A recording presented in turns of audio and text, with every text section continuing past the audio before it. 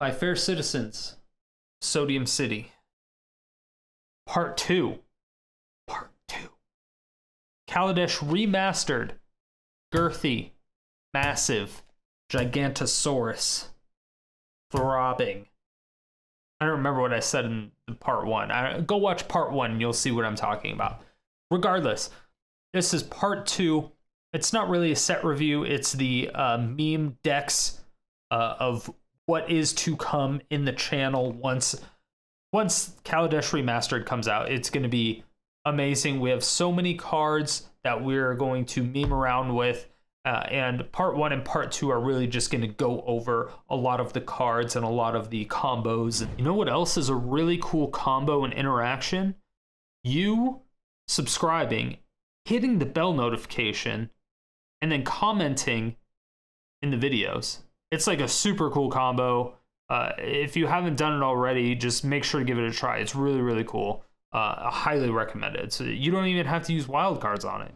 Weird interactions that we will be messing around with. So if you want to see all of the spoilers, I guess you could say, then make sure to tune in. But don't forget to watch part 1. It'll be somewhere linked in the comment section below. A card, maybe. It'll be somewhere. It'll be somewhere. So watch that first. Okay. Torrential Gearhulk. Seems pretty good. Seems pretty good. All right, so we have 4 colorless double blue for a 5/6 flash. Now, that alone, you know, it's 6 mana for a 5/6 flash. It's kind of like whatever. It doesn't have flying. It doesn't have haste. It's like, it's kind of whatever. But when it enters the battlefield, you may cast target instant card from your graveyard without paying its mana cost. If that spell were to be put in your graveyard this turn, exile it instead. So, this can be good with a couple things. You can use it with Sublime Epiphany to counter a spell, make a copy of Torrential Gearhulk to get back a different instant from your graveyard to play it. You can use it with Masterful Replication. You can use it with Bedeck Bedazzle to blow up a land at instant speed. You can use it with Back for More to get back a different Gearhulk. Comes into play, fights something, and then with that other Gearhulk, you bring back a different instant. There's a couple things you can do with it. I just don't know of any super impactful instances that we like really want. Be like, whoa, if we could cast that at instant speed, and it just kind of comes out of nowhere, people would freak out about it, you know? Because there's not really many instant speeds that, you know, they're already instants. So it's nothing crazy. And it seems like there was a rule fix to where if you have a split card where one half was instant and the other half was a sorcery, if you target it in your graveyard, you can't cast the sorcery side of that card, but I guess before you were able to at some point in time. Which does suck, because if you could use this with Revival Revenge, it would be like my favorite card ever. It would be so much fun to do. I heard that that was a rule change. I don't know if that actually happened. I haven't looked at the rules. I haven't tested it. Obviously, it doesn't. That type of mechanic doesn't exist within MTGA right now. I don't think anyway. But it is something I will 100% be testing on stream over at twitch.tv/StriderStone 5 days a week, every day except Tuesday and Thursday. Except, of course, the Thursdays that sets are released, like Kaladesh Remastered. So I will be streaming on the 13th. Yeah. The 12th, 13th, 12th. The 12th. I will be streaming on the 12th at my normal time. So always check my stream times down below as well. But back to the Gearhulk. So, casting an instant from your graveyard for free is super cool. However, most of the instances that you really want to cast that are big are going to be X cost. Outside of that, it's just really hard to say, hey, we really want to do this. Like, you know, you don't have Nexus of Fate anymore, so you can't really do that. It would be awesome, but Nexus of Fate never goes into your graveyard anyway, so that's kind of out of the question. I mean, there's too many things that are just like, it doesn't seem very good. I think people hype it up a little bit more than it should be. So unless there's something that I'm missing, please let me know in the comments section below. I really have no idea. I don't know how we can abuse this. Bedeck Bedazzle is really the only thing I can super see to kill it. To like just really put the nail in the coffin. Being able to get a 5/6 into play and also destroy land for 6 mana. And do 2 damage to face or planeswalker. Like, it seems good. I just don't know how doable it is. So it's interesting. I just don't see it. I don't foresee us being able to break it as much as I would like to, or as much as a lot of you would like us to. So let me know. Let me know if you see anything that I don't. I would be very, very interested to hear all of your feedback. Woo! Okay, so there's not many vehicles in this game that I like. Basically, the only one that I super care about is Parhelion 2. I've only made a couple videos that work with it. I know that I almost always have one in sideboard whenever I'm running the Naked Karn, but very rarely do you actually get to attack with it. So now we have access to Siege Modification. So it's colorless, double red, enchant aura, right? So you're going to enchant a vehicle to give it +3/+0 in first strike. We don't really give a fuck about that. So as long as enchanted permanent is a vehicle, it is a creature. So basically you don't have to crew it anymore. It's just always a creature. So that's very cool. So basically you're just making Parhelion 2 always a creature. Every time it swings, it creates angels, and you're just doing tons of damage, and you never have to crew it. So this means you're not relying on Karn's plus ability. You don't have to worry about crewing it, but again, you do have to worry about this particular enchantment being in your hand or being able to cast it. And then, of course, you have to worry about it always being an enchantment or always being a creature, so it's always vulnerable to creature destruction. So that's going to be something that you have to address at that point, but it's still going to be really fun to mess around with. It will be in Boros colors, so it's going to be white-red. Not sure how we can abuse it more. If we throw it in green and kind of give it a hexproof thing, we could go really deep into the creature aspect of it and give it more targeted indestructible stuff and protection. That could be even better. But at that point, we would need a way to cheat out Parhelion 2. Whether it's through Refurbish, kind of like what we talked about earlier on in the video, or something else. So I'm not exactly sure how we will get it into the battlefield if we're running a creature deck or some other type of aggro deck or control deck, but it should be really interesting. I'm definitely going to be playing this card with Parhelion 2. I don't really know of any other vehicles that I super care about that this would be really beneficial on doing, because it just doesn't seem very beneficial to equip it to anything else unless you're really running super heavy aggro vehicle deck, which I am not aware of it exists. But if it does, that'd be cool. I probably still wouldn't play it, but I would definitely look at it. I might play a game or two with it, because vehicles are something that I've never really played with. So if you are aware of a vehicle deck that uses something like this, let me know. Give me the list at the comment section below. I would be very interested. The next card, Shrewd Negotiation. Now, a lot of you are going to be like, Strider, this isn't even a card that's good. Why are you even talking about it? Why do you care? And to be honest, I don't really care. I don't have a really good idea for you on that one. It seems like it might have maybe 1 or 2 deck ideas behind it, but that's about it. So it's 4 colorless, 1 blue. Exchange control of target artifact you control and target artifact or creature you don't control. So basically you could just get to take their stuff. We're going to exchange our treasure tokens, our food tokens, our gold tokens, something like a Gravedigger's Cage, something, you put it onto the battlefield and it's universal. Maybe our Glass Casket, we'll cast Glass Casket, put it on one of their creatures, and then we'll Shrewd Negotiation and exchange the Glass Casket that is exiling their creature for one of their creatures, So it's another form of pseudo removal. The fact that it's 5 mana makes it pretty much unplayable, I would say, because there's things like role reversal that kind of do the same thing, but for much cheaper. It is more mana efficient this way since it's 4 colorless and a blue instead of like double red and a blue or double blue and a red. But it's just, I don't know if this has any potential, but it could be interesting. So we'll see. I really don't know. I might mess around with it. I just have no idea. It kind of depends on the meta. If there's a lot of artifacts that I want to take control over, this is definitely something that I'm going to use, especially if I'm using a like a treasure deck. So there's a lot of cards that can utilize treasures or foods, or just benefit from having multiple little artifacts on the battlefield or on my side. So just throwing in a Shrewd Negotiation or two just to get an added benefit of having these little artifacts running around.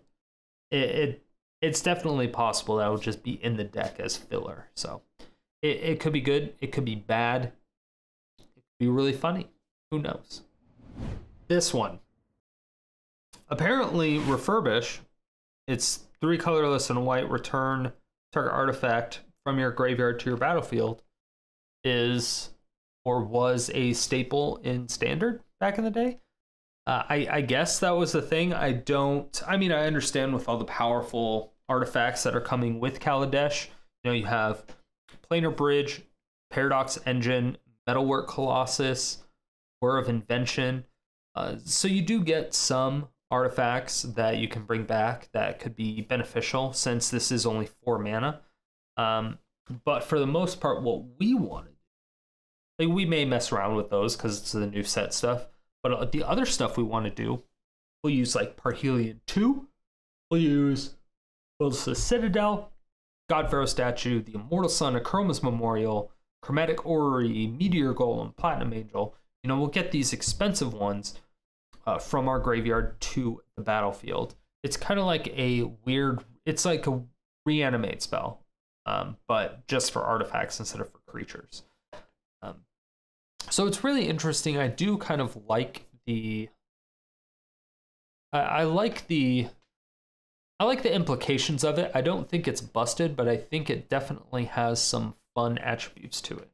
I'm not sure if this is a abusable card, but it could definitely be fun. Now, the problem that I have with this is that it's going to be difficult to play a deck with a lot of artifacts to bring them back, but then also be able to get those cards into the graveyard. So the only ways that we can really get them into the graveyard is going to be using blue by their copious amounts of draw and then discard spells, or using like Search for Iskanta and just dumping it into the graveyard. Use the Jace just to put stuff in the graveyard. You can use Tameo to get stuff in the graveyard. Champion of Wits. So there's a few things in there. It's not ideal, but you can use them. You just have to be like all in on that particular strategy, in which case there's better things that you can do with that type of strategy. If you want to run black, there's just a ton of creatures that can do it. If you want to run red, again, there's a ton of spells that allow you to discard cards and then draw, or there's creatures that have you discard cards and then draw cards. So there's options of how you get them in the graveyard, but it's just a matter of what do we want to put in the graveyard that can also fit in a deck that has enough. Like, would you want to make a deck that puts artifacts in the graveyard and then reanimate them? And would the deck be good enough by itself to utilize an artifact that gets brought back? Because again, it's only one artifact at a time. It's not like all artifacts, so it's not going to be as crazy as an Eerie Ultimatum deck, for instance. So I'm not exactly sure how abusable this is, like I said earlier, but I'm really interested to kind of mess around with it. It could be a sleeper card. Maybe it's just a 2 of. But I would be really interested to mess around with it and hear your ideas. So if you do have ideas, because a lot of people really like this card, so I just don't see it. I have ideas as like, oh yeah, you know, I could use this if I have 2 extra slots open in a deck that runs powerful artifacts and white, you know. I can see it happening, but other than that, I'm not sure. So if you have ideas, definitely let me know in the comment section below. I'm really interested, really interested. All right, everyone knew that I had to go over this. Now, Rashmi, it's 2 colorless, green and a blue, which is kind of one of those colors that it's, you know, it's always going to be powerful. Rashmi, it's a 2/3 legendary. Whenever you cast your first spell each turn, reveal the top card of your library. You may cast it without paying its mana cost, which obviously is very powerful, with lesser converted mana cost than the one you cast. If you don't cast it, put it in your hand. So this can be good because if it's not a spell, like if it's a land, you get to put it in your hand, and if you miss a land drop, it's really good. So since I usually run kind of lighter on the lands, it's very good as like a pseudo assist your land drops type of thing. It's also very good because it kind of acts like a shitty Sunbird's Invocation. So with Sunbird's Invocation, if you cast something that's like 4 mana, but you look at the top 4 cards of your library and you find a 6 mana card that you really wanted, but it all gets shuffled to the bottom of your library because that's how Sunbird's Invocation works. With Rashmi, that card would then go into your hand instead of being put into the bottom of your library, which I think is a very, very good addition to that particular type of card. So, like when you're running Golos, all those cards are exiled if you aren't able to cast them. So if it's multiple lands, you aren't able to cast those. If there's like no targets for those particular cards in your hand, you can't cast those. Again, those are all exiled and you can't get them back from the game. But with this, with Rashmi, it just goes in your hand, which I do really like. So for the most part, I'm going to run this with Sunbird's Invocation, and we're just going to make like a Teamer Rushbird deck because I think that would be really interesting. It's like I said, it's kind of like a shitty Sunbird's Invocation, but it works differently. It's a 4-mana creature, which makes it difficult to stick around because I don't really have many creatures in the majority of my decks. So I think if I were to do this, I would have to put in mana dorks in the deck in order to eat up some of the creature removal that I have, or the creature removal so it doesn't hit Rashmi. That would be the only thing I could really think of. Outside of that, it seems like a fun card, but I don't know if it's going to be any good. Since it is first spell of each turn, I have a feeling it's going to be used more with elf decks because it is an elf druid. I could see it being used in a lot of aggro decks if, for whatever reason, Simic aggro becomes a thing, or like Simic Hydras. That could be interesting as well. I don't know. We'll mess around with it and see what works. And of course, the 69th card, finally, that we're going to take a look at. Planar Bridge. Now, I don't know. Actually, I do know. I know exactly how we're going to do this. So this is a 6-mana artifact. Planar Bridge. It's 8 colorless, tap, search your library for a permanent card, put it into the battlefield, then shuffle your library. It's expensive. A lot of people probably will never play this. I think a lot of people hate it because it's not going to be good. But it's 8 colorless mana to find whatever permanent that you need from your library into play. So this is really, really good. It's really good, in my opinion. So it seems like you can almost run like 4 of these and run 3 of the permanents that you want. So you can find exactly what permanent you want and get that into play. As long as they're expensive ones, which are obviously the only ones that I use. So of course we're going to abuse this with Zerta, which reduces the activation costs of all things by 2 colorless, I believe. So it'll then cost 6 instead of 8. And then we can use Lithoform Engine to copy that trigger to search our library for 2 permanent cards and put them onto the battlefield, which is also kind of fucking insane. We can use it with Haphazard Bombardment, obviously, because one of my favorite permanents, you know, you have Haphazard Bombardment, Cure Best Sea Gods, Overwhelming Splendor, Cruel Reality. Yes, it is technically a net negative on the mana, but like I said, the fact that you can search your library for any permanent and put it onto the battlefield is very, very good. And you can do it at instant speed. If you can stick this on the battlefield, you're doing this stuff at instant speed, and it can't be countered. Of course, unless they have a special counter spell that basically nobody runs. But it's very interesting. I think this has a lot of abusal traits to it. It's definitely going to be something that I'm going to be messing around with. I just don't know how much yet. I think it's going to enable jank in Yorion decks to be a lot more powerful, which could be very, very interesting. So I'm actually excited to play with this card. I'm really, really excited. So if you have any ideas outside of the stupid ones that I list, like kind of the normal Strider Stone specials, let me know in the comment section below. I'd be really interested, because I think this could be really funny. Really, really, really funny. Paradox Engine. Everyone's freaking out about this card, and honestly, I don't know why it was printed or brought back. This seems obnoxiously busted, especially right now with Foreskin Monument. The mono brown decks are going to be fucking everywhere, and it's basically like a 5-mana Omniscience at this point. So it's 5 mana, 5 colorless mana artifact. Whenever you cast a spell, untap all non-land permanents you control. This is ridiculous because you just have mana rocks upon mana rocks upon mana rocks. Now, if you also have Lithoform Engine, you copy that untap ability. So you tap all your stuff, play a Mind Stone, which triggers the untap.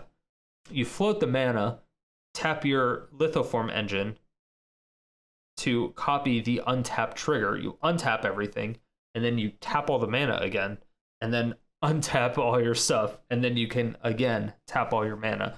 So you're close to tripling your mana pretty easily just off casting like a Mind Stone or something absolutely ridiculous like that. It's a ton of free mana, and I really think it's going to get banned. It can be abused easily. So the quick reasons that we see already is, again, you can use a ton of mana rocks with Lithoform Engine, just pile on crazy amounts of stuff. You can get a shit ton of mana, and then use Heliod's Intervention or Sanguine Sacrament, something like that. And then you have Aetherflux Reservoir in the battlefield, because you'll gain at least 50 life, and then you'll just pay that 50 life to do 50 damage to their face. So this can be pretty easy to actually get off that combo and just kill them easily. You can also use that same type of thing, but again, Bolas's Citadel, you're just allowed to pump out spell after spell after spell, just being able to infinitely just tap your stuff, float a ton of mana, untap all your stuff, including your Lithoform Engine. As long as you have some type of spell or something to cast, you're perfectly fine. So I'm really interested to see how people are going to break that, because it's going to happen. The other one that you can do is use Torment of Hailfire or Banefire, something like that. If you want to go straight into red, you can use Experimental Frenzy and Banefire instead of Bolas's Citadel. So there's a couple things that you can do, and I find that it could be very interesting to do the different things. Yeah, I just don't know. There's so many different things that you can do. There's so many things. It's just too much. It's a paradox. Obviously, it's a Paradox Engine. I don't know how they let this be printed. I feel like it's going to be one of those 5 colorless mana you win the game cards. I think it might be a bit too powerful, but we'll see. I mean, we will see. We'll definitely see what happens. You know, if you have something like Ornithopter that costs 0 mana, you're untapping all of your mana rocks and stuff like that. So, of course, you do have to have other things in order to keep it going. But, you know, you throw in Song of Creation where you're consistently drawing cards, just dig and dig and dig and dig for whatever big mana thing you're looking for to kill them off. Again, there's the possibilities. I mean, they're not endless, but there's so many possibilities that you can just easily win the game with basically anything you want. I'm interested to see how quickly this gets banned, or how quickly people have an uproar about it and how much people hate it. So we'll see. I will most likely try to abuse this for a little bit to see. I mean, it kind of depends on how many people play it to see if it is a massive meme or if it ends up being a massive like meta staple. So we'll see. Stay tuned. The next card, I think people are overhyping this. The one we're going to take a look at is Panharmonicon. Basically, if an artifact or creature entering the battlefield causes a triggered ability of a permanent you control to trigger, that ability triggers an additional time. Now, there has to be some additional stuff to this that I just don't see, because I don't think this is as broken as people say it is or as it can be. I mean, I can definitely see how it is broken because of any of the Gearhulks that are in there. I can definitely see it being abused in that way, which we will probably mess around with at some point in time. It is a 4-mana artifact, so you can pretty much squeeze it into any deck. It being a 4-drop means it needs to be powerful. The fact that it is a do-nothing card, so it comes into play and it does nothing until you do something else with it,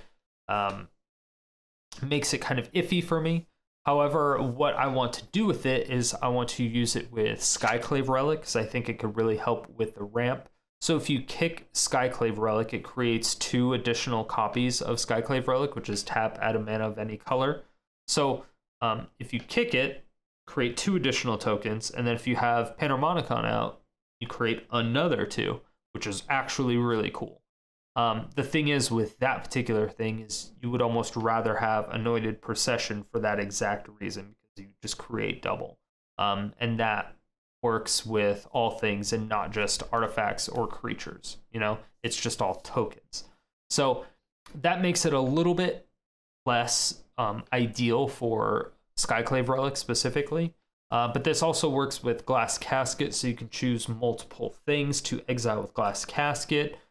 And like I said, any of the Gearhulks you can abuse that with, so you can cast multiple instances from your graveyard with the blue one. You can put an additional 4 counters on your creatures with the green Gearhulk. There's little things like that. Meteor Golem is pretty good. You can destroy 2 permanents with it.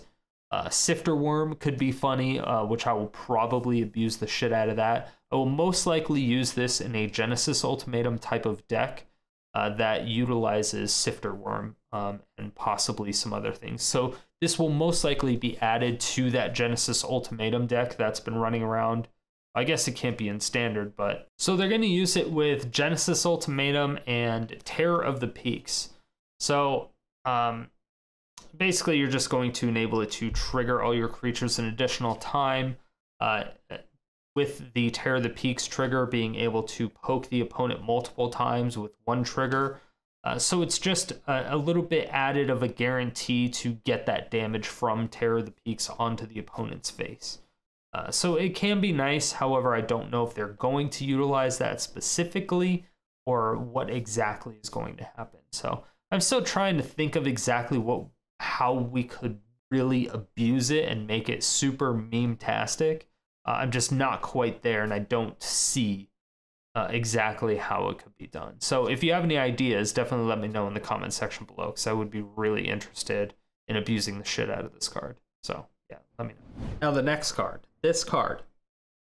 Nissa, Vital Force. A lot of people are saying that this is not a good Planeswalker, and it's trash. Compared to the other Nissas, it's not good. Now, I don't know. I think it definitely has a lot of potential if you abuse it properly. So, she's a 5-mana Planeswalker, 3 colorless, double green. Comes into play with 5 loyalty. Has a +1 of untap target land you control until your next turn. It becomes a 5/5 elemental creature with haste, and it's still land. So she's able to protect herself and basically comes in with a 6-pack. Has a -3 of return target permanent card from your graveyard to your hand. This is pretty expensive, but the fact that you can keep cycling this through is very good. It does suck that it's limited to permanents only, but it's fine for the most part. Then the -6 is what we care about most, which is you get an emblem with whenever a land enters the battlefield under your control, you may draw a card. Now, obviously, you may draw a card, you will almost always draw a card, right? So, you player on turn 5 or whenever you have 5 mana, you do +1, make a blocker, you give her some defense, and the next turn, you -6 her, because it's usually easy-ish to get a planeswalker to live for 1 turn. It's especially when you have a 5/5 blocker, right, to protect her. So I'm thinking it should be pretty easy unless they have spot removal for planeswalkers. But then the next turn, you can do the -6 and just get that emblem of whenever a land enters the battlefield under your control, you draw a card. So this is very good because obviously we still have Explore, we have Growth Spiral, Uro, everything that gets lands into play. It could be, you're just using the Snake, you could be using Fabled Passage, Cultivate. Like, there's just so many things that puts additional lands into play or things that abuse landfall. This just allows you to combo off even further and further and further, right?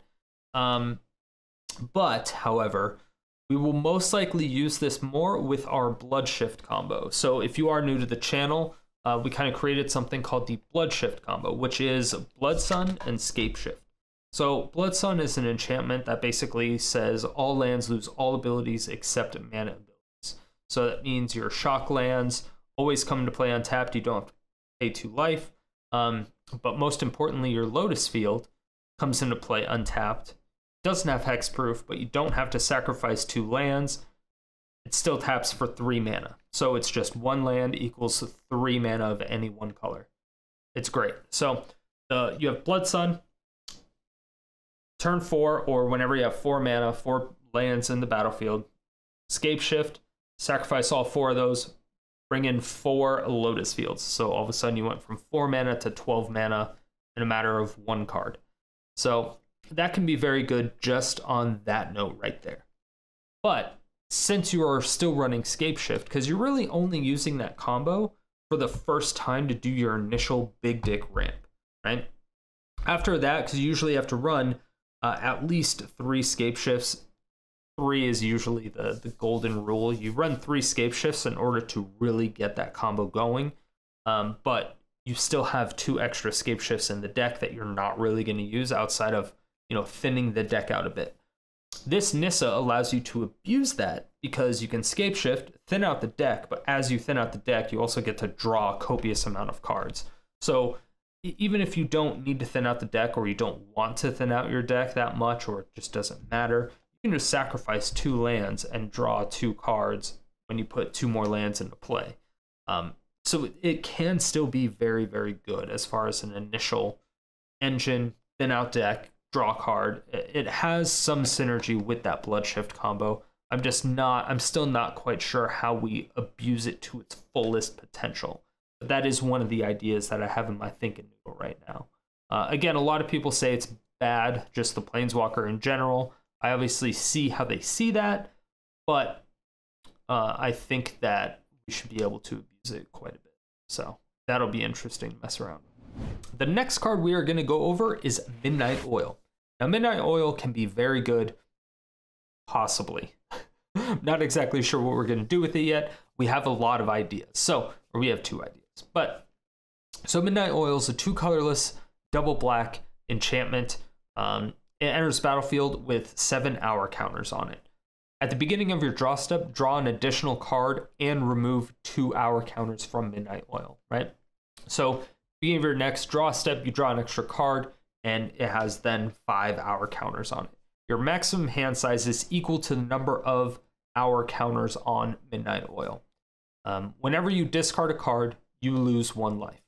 So this can be bad, but obviously it does have the upside of being able to draw an additional card every single turn. So this is good with like aggro decks and decks that just dump their hand. Just being able to draw an extra card every turn is pretty good. However, we obviously want to abuse this because we don't really play aggro decks. Play control decks, being able to draw an additional card every turn is very good. Currently, right now, for that, we only have Phyrexian Arena. Phyrexian Arena is a 1 colorless double black enchantment that makes or allows you to draw an additional card every turn, but you also lose a life, which can be very bad, especially in an aggro-heavy meta the way it is right now. So what you need to do with Midnight Oil is you play a card like Seagate Restoration, or Reliquary Tower, or Finale of Revelation, or Folio. So Seagate Restoration, when you cast it, it's like 7 mana. You then have no maximum hand size. Reliquary Tower, it's a land. You put it into the battlefield, you have no maximum hand size. Finale of Revelation, you do X equals 10 and you have no maximum hand size. Folio, you play it and players have no maximum hand size. Folio is probably going to be the worst option because it also applies to them. I mean, it is going to be the worst option, but it's like a last resort. If you don't want to have this negatively affect you. So basically what you want to do is you want to play these cards after you play Midnight Oil. So your maximum hand size or your hand size state effects are basically representing on the most recent one in play. So if you play Midnight Oil, your maximum hand size is equal to the number of hour counters on Midnight Oil. But if you play Reliquary Tower right after that, you have no maximum hand size. So that part is completely eliminated from Midnight Oil completely, basically. So you're just drawing an additional card every single turn. So it's kind of like a pseudo combo. It can be nice. It does suck that it's a 4-mana enchantment, but being able to draw an additional card every single turn is very good, especially when you don't really have a downside outside of being forced to play 4 of a land, which again is kind of shitty. But it is not a legendary enchantment, so that's also very good. You can play 4 of them if you really want to, draw just like a shit ton of cards, and just kind of go from there. But on the flip side, what you can do is you can run Solemnity, Role Reversal, and Narset. Now this is a very convoluted combo and it's really stupid. I don't really recommend this because there's other better ways to fuck with your opponent. But basically Solemnity, when it's in play, nothing can get counters on it except for Planeswalkers. So when you play Midnight Oil, it has 0-hour counters on it. Just it comes into play with 0. It comes into play with nothing, right? Role Reversal, you exchange permanents with the same permanent type as the opponent. So you cast Role Reversal on both your Midnight Oil and whatever enchantment that they have. So you exchange control of permanents. So they have Midnight Oil. And then you have Narset out, the Planeswalker, the 3-mana one that prevents them from drawing an extra card every turn. So basically, you're saying you can only draw 1 card every turn. Your maximum hand size is 0. And whenever you discard a card, you lose a life. So basically, every time they draw a card, they have to play it or they discard it. So this is really good against control decks because it can't counter your spells. However, if you're able to get Midnight Oil, Role Reversal, Narset, and Solemnity off all at the same time, then it's like they're probably not a control deck anyway. So it's one of those things, and if you're going up against an aggro deck, you're probably dead at that point. It's something that seems interesting, but in actual practice, it's probably never going to work. But it would be interesting to just kind of mess around with it, see if we can like squeeze it into a deck, just to kind of play around, see what's going on. But it could be fun, who knows? And for yesterday's comment question of the day, you all let me know what other formats and products you spent your money on MTG. I personally only spend my money on MTG Arena and nothing else. And here's how you all answered.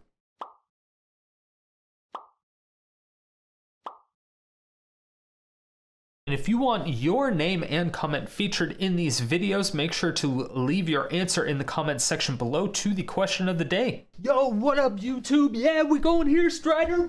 Come on. You didn't really think that I was that type of person, did you? Thank you everyone so much for watching. I really do appreciate it. If you were even a little bit entertained by this video, please make sure to let me know down below. And if you have anything that you would like to see next, go ahead and leave that there too. And make sure to check out my live stream 5 days a week, every day except Sunday and Thursday. Stream times down below.